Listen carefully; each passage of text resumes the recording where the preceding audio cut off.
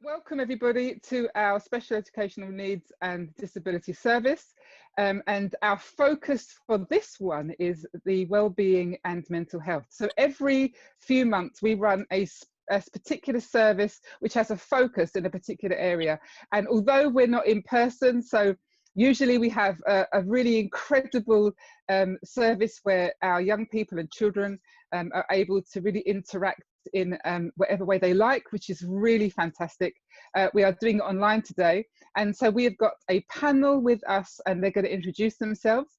So just to explain to some of you who may not be aware, we use the word SEND because it's short for Special Educational Needs and Disability, and the point of this service is about being inclusive. That's so important for us that as a church, as Christians, we want to be an inclusive community. We want to have an understanding of the way that God has made us all different, and what does that mean, and what does it look like, and how does it impact us.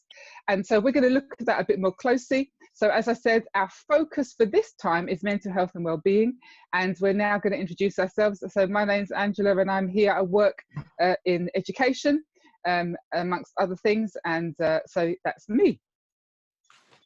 Hi, my name's Olu.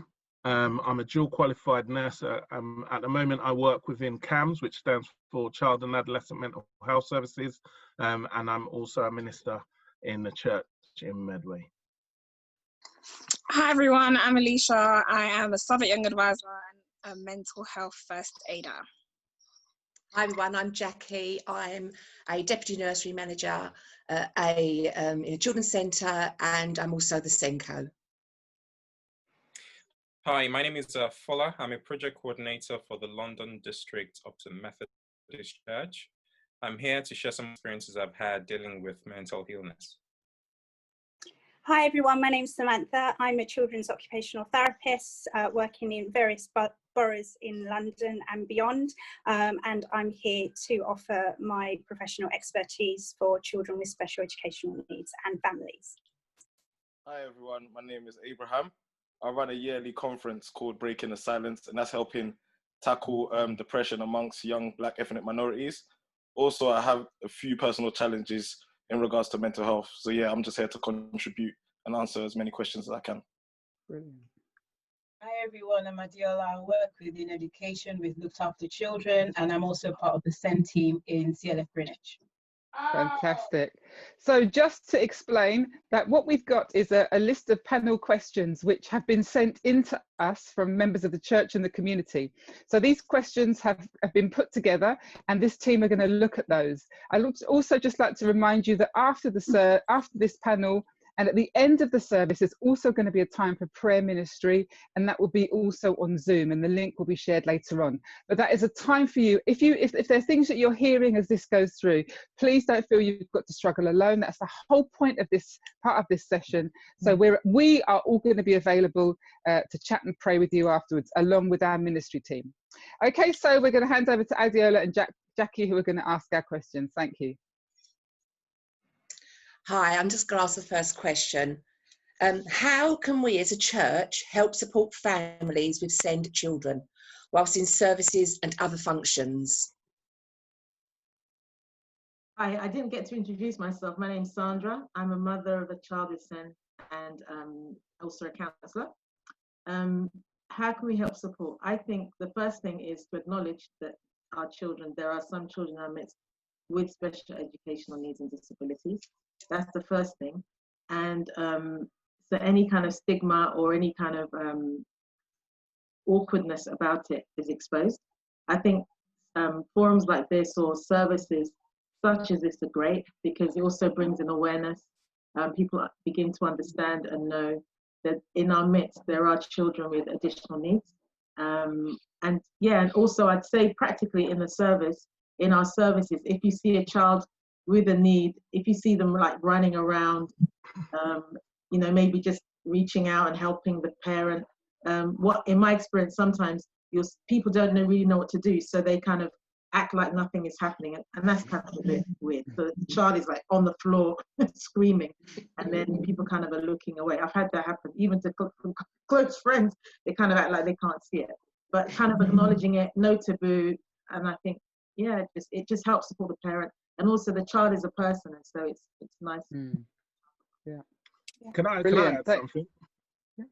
Yeah, I think also as well that you know, churches, it would be good for churches to be able to advise parents as well. So within your local borough, wherever your church is, there are definitely services within those areas, and a lot of the neurodevelopmental services, those are the services that particularly work with SEND kids, are always quite open. Actually, I've worked in a few different boroughs and a few different counties, are always happy to work alongside churches or what we call third sector, so youth centres, you know, and sometimes they have people who work out of the normal hours who will come and do some support and networking as well. So being able to engage with the local council or health areas will be also able to help parents get help and support. Yeah, just to add as a church leader as well, it's really helpful for us if people communicate.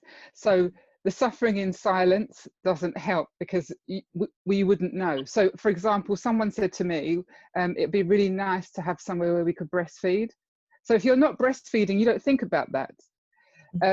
So that's why it's really helpful that people come and talk. And if you don't feel comfortable to talk, then write a letter, put it in an envelope and leave it anonymously in the offering box. There are lots of things that you can do. The communication is really, really important. So it's really helpful for us. If you need support, if people, we change because people speak about their personal experiences. So that is always really, really helpful. So yes, we as a church, we want to make room for the difference. So yeah. Can I also add something?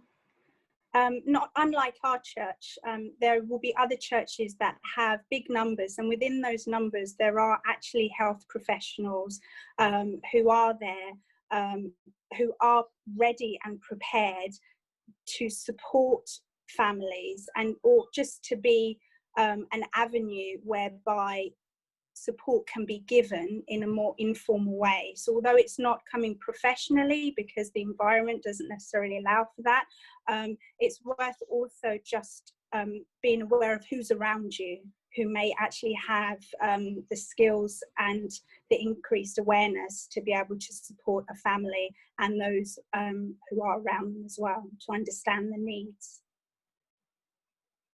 Right, thank you so much. Before I go on to the next question, Pastor Olu, you mentioned the word neurodevelopmental. Could you just give us a sentence about what that means, please?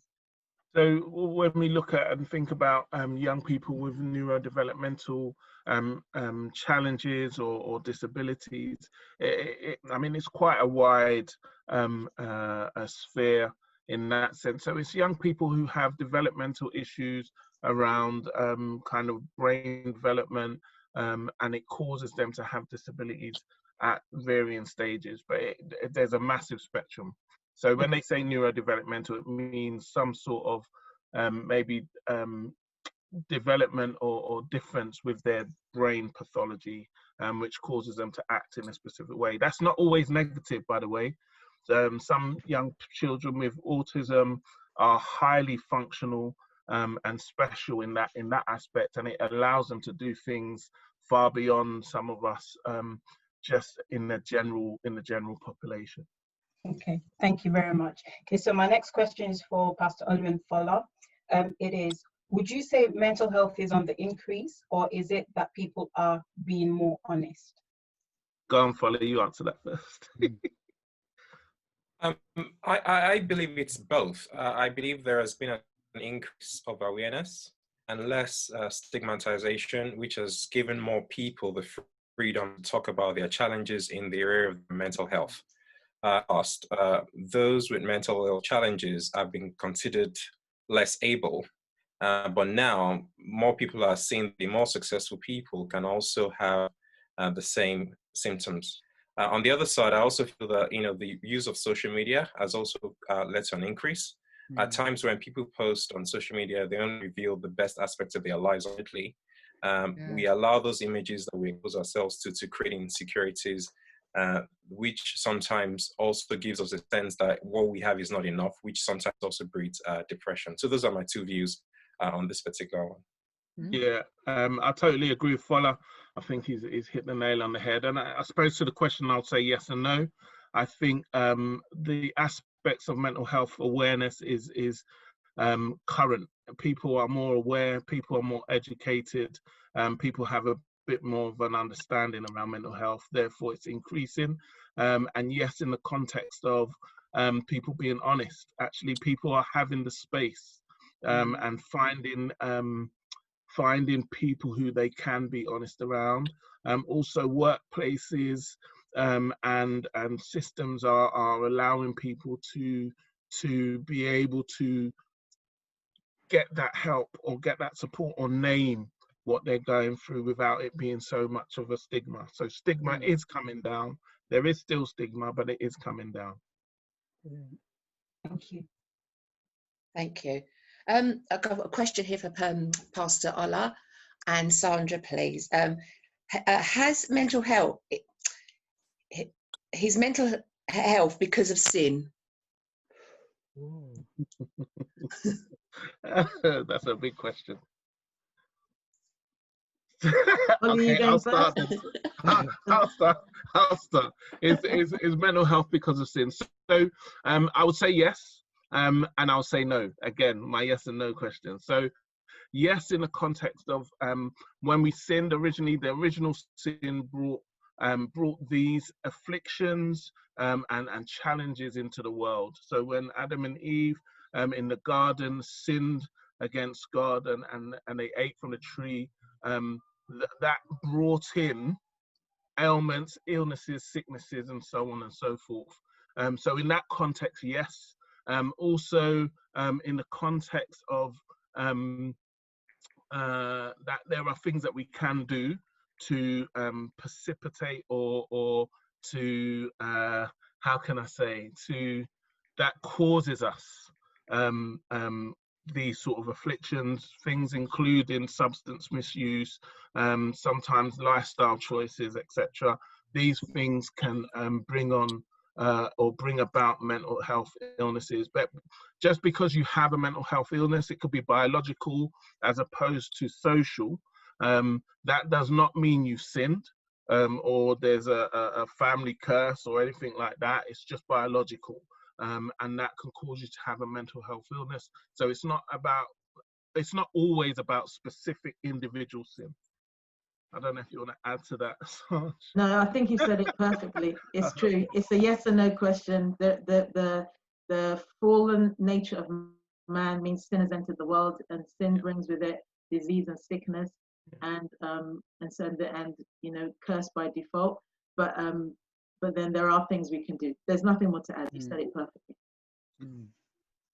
Okay, thank you. And this question's for Abraham. Why does the church, that is the wider church, act like there isn't a problem?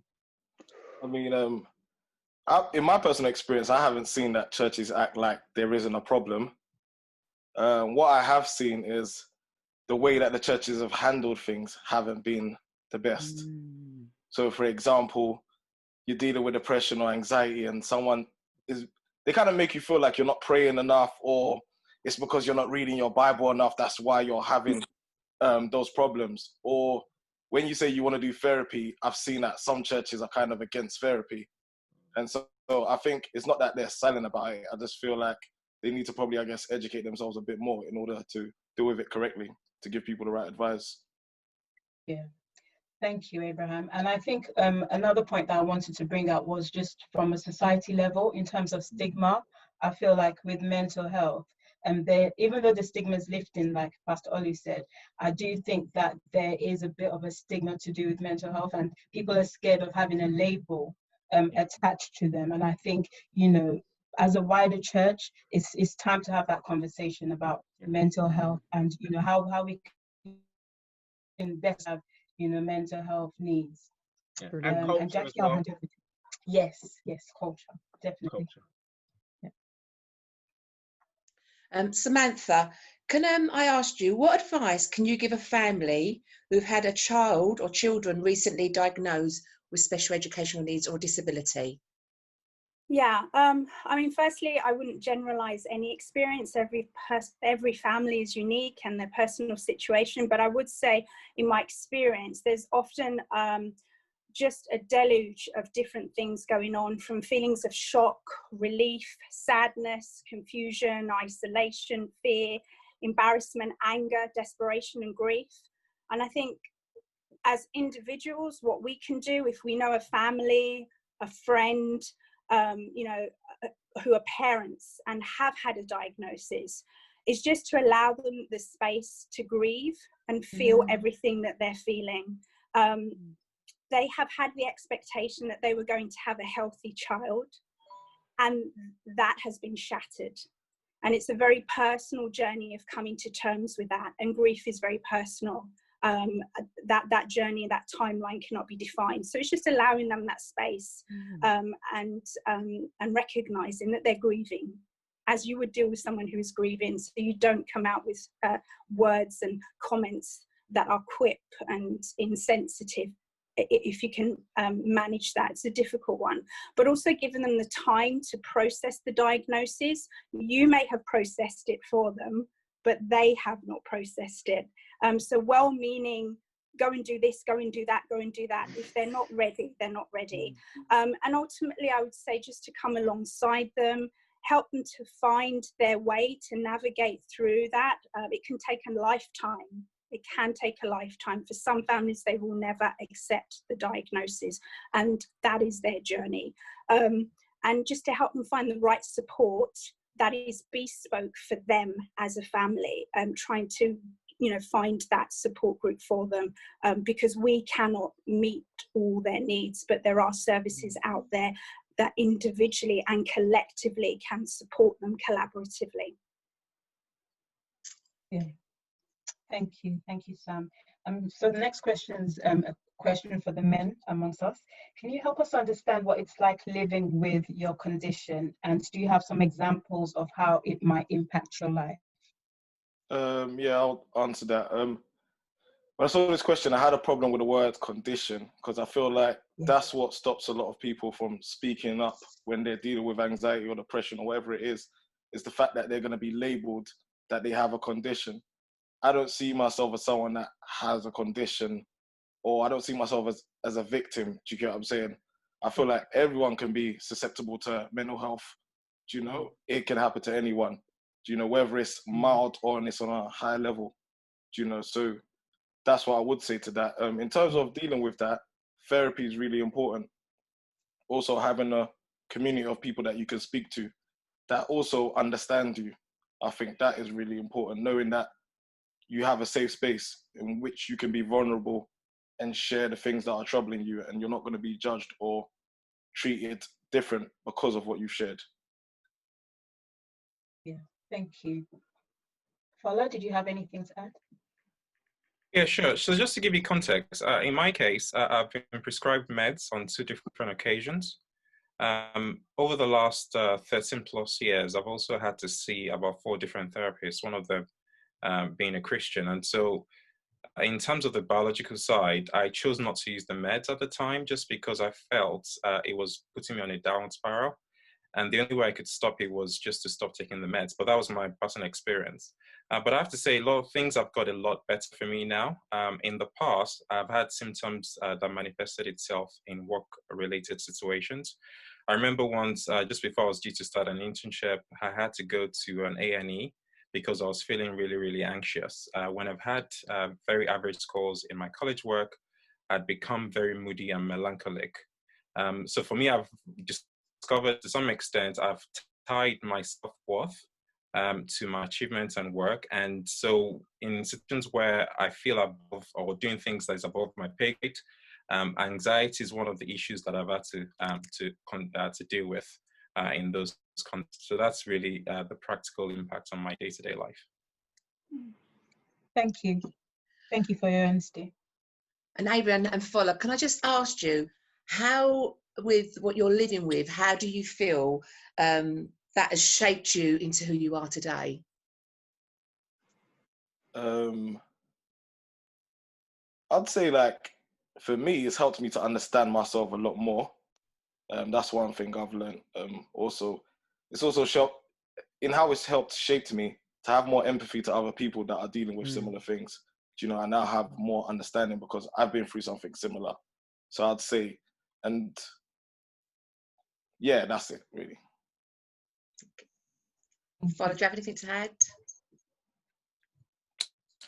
Just like Abraham, I think when it comes to empathy, that's been one of the biggest ways in which it shaped my life. I've become a lot more empathetic with other people that have any form of illness or sickness. And so, yes, that's been the biggest area for me. Okay, and just as a thank you, and just as a follow-on from that, Abraham, why do you think men find it difficult to talk about mental health? Boy, that's a big question. Yeah. Just from growing up, like talking has never been something that is being attributed as a manly thing, isn't it? Like, people always make comments like, "Oh, women always talk in it." Do you know what I mean? It's never been attributed as a manly thing to talk and express yourself in it.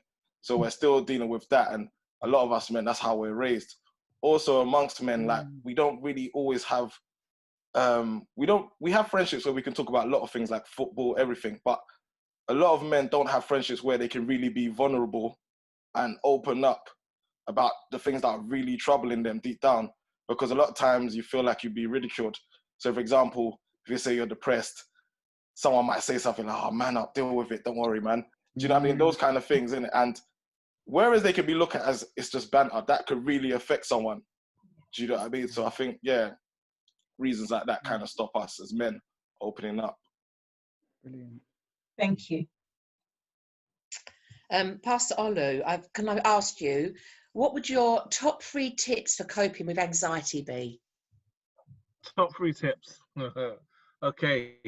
One is I suppose it's a double. Get out and be active. Okay, getting out and being active really combats sitting down and stewing or ruminating around what your issues are, what the negatives on your mind are that are stopping you from actioning. Number 2, communicate and engage with others. So getting out and just talking and sharing with people some of your issues, or just going out and talking to people helps. You don't necessarily need to tell them that you're anxious, but the courage of talking to people will help you, and it gives you kind of a sense of self-worth in that sense. And then number 3, meditating on the word and the Bible as a Christian. One of the things that I'm sure of, and one of the things that I'm clear of, is when we look to God, the affirmation from God builds our confidence. Okay, He gives us affirmation and builds us up when we're feeling low. So finding scriptures and building in that sense will definitely help. Thank you. Okay, Alicia, this question is for you. How would you support a young person who has been diagnosed with depression? So as a mental health first aider, I've been taught to provide guidance for them to be able to access the correct service for them. I've been taught not to be judgmental or try to diagnose them myself or think that I know what's going on with them, because there could be multiple things and I don't know where they are on the spectrum that I don't know where they are on the spectrum. So one piece of advice I would give is to refer them to a professional. So in this case, it depends on how severe the case is. So if I can gauge that, okay, this person's having a mental breakdown right now, I'm more likely to get in contact with the service to help them, just to let them know what's going on and for them to also provide me with guidance on what I should do. But if I've noticed that it's not as severe, I could refer them to the GP. The GP can refer them to CAMS or refer them to wherever they need to be referred to. Yeah. Okay, thank you very much. So with you, Jackie. Well, this is quite a strong question here, but what can I do if I just hate myself? Okay, that is a very big statement. Not very horrible to hear as well.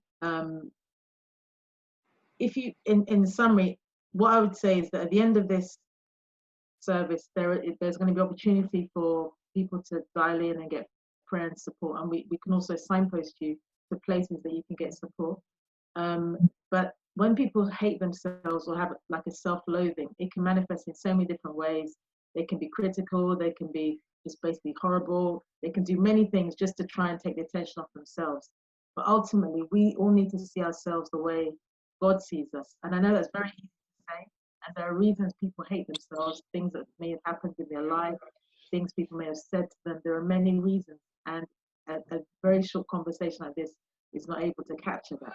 But suffice to say, we are all loved by God, and it will be very important for the person to know what God says about them, and in His presence, and and progressively. The Bible talks about renewing your mind, but in that scripture, in the Amplified, it talks about, it's like a progressive, like a change, not like an immediate, oh, I hate myself, oh, renew your mind. No, but it's a process. As you realize what God says about you, as you embrace His love and His truth about what He speaks about you, you can be set free.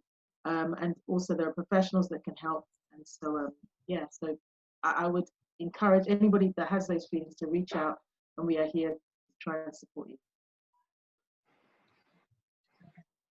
Thank you. And this question's for you, Jackie. What can we do with our under 5 so that we don't feel guilty during services? That's the first part. And the second part is, how can we access other meetings if we don't have childcare? My answer would be, if you've got an under 5, let them be a child. You know, they are there as much as a service as everybody else. And yeah, it's okay to see them walking around. It's okay to see them moving. You know, to see them in the dancing and jumping up and down, and you know, let them be a child. We was all there once. We've all been there. And I think it's also just being prepared that, yeah, you might need to bring along some nice little snacks, nice little healthy snacks, a drink, a book, all those little things that might entertain them. Sometimes you may have seen us in church we grab some of the children, we've got paper and pencils and crowns, and we're doing pictures and stuff like that. So all those little things, that's fine to bring those along to church and let them in to join them. But as I said, yeah, let them be children. Let them be children.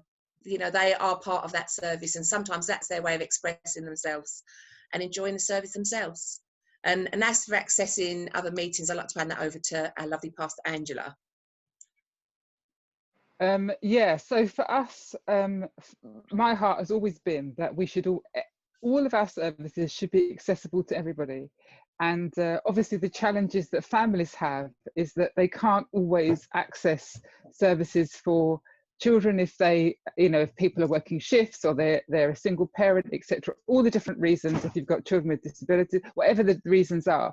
The challenges we have as a church, I mean, if the question is to us as a church, I can't speak for the wider church, but our challenges is about having, you know, having the facilities, the rooms, the buildings, and also in terms of the actual people to help with the creche.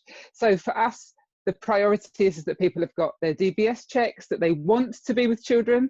You know, there are some jobs in church, it doesn't matter whether you like doing it or not, you can just do it. But for us, if you're going to be with children, we want you to love children.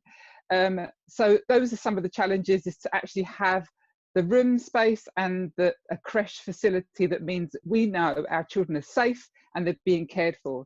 And so, yes, so for us, in short, as much as we definitely 100% want to provide creche so that families can always access, but as I said, those are some of the challenges that make it a bit more difficult because of the requirements and the restrictions in terms of building.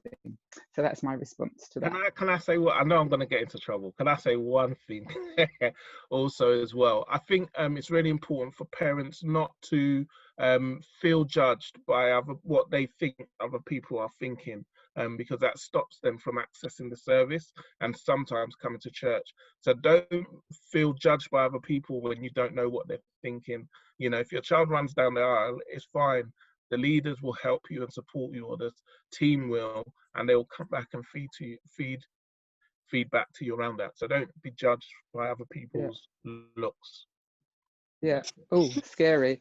I must say though, I did go to a church and I did see a child dragged out of their seat next to their parent by the usher because they were being noisy, but that wouldn't happen at us, at ours. We love our children walking around, as you've already seen on this panel meeting, or shouting through the door just, yeah. Bless them. So that's the end of our panel. We want to thank you very much. We are not experts. We are professionals in different fields, whether it's based on personal experience or through training. So there are things that we've said, and as Samantha, I think, said, not everything applies to everybody. We are all individuals. So please be aware of that when you, through this panel, but also when it comes to the prayer. We just want to encourage you and bless you, and thanks for enjoy the rest of the service. Have a great afternoon. God bless, and that's bye from all of us. Thank you. Thank you, panel. Thank you, guys. Thank you. Thanks. Bye. Bye.